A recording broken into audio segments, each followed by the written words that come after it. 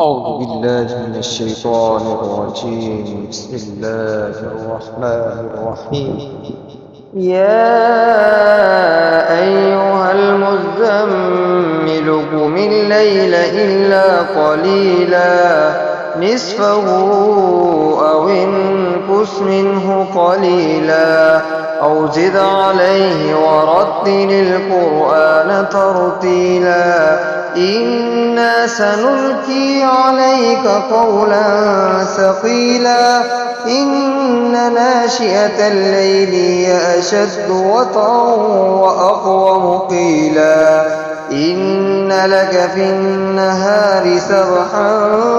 طويلا واذكر اسم ربك وتبتل إليه تبتيلا رب المشرق والمغرب لا إله إلا هو فاتخذه وكيلا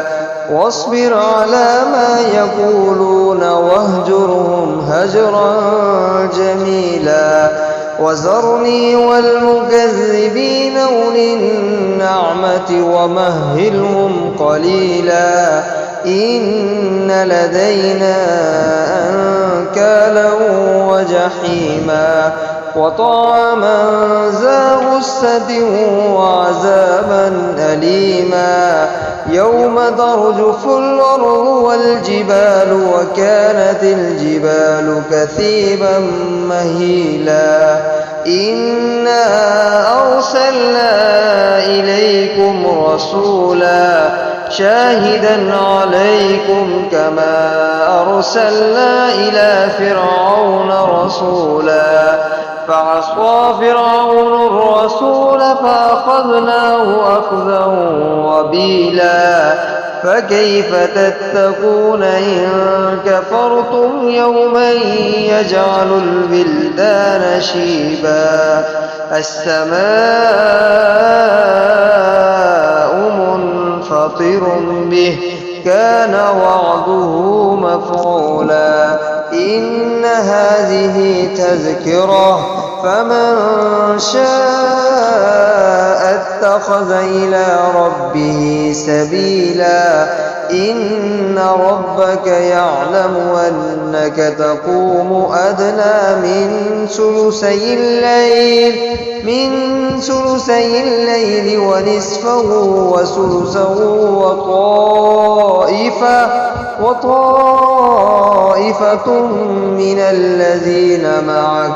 والله يقدر الليل والنهار علم أن لن تحصوه فتاب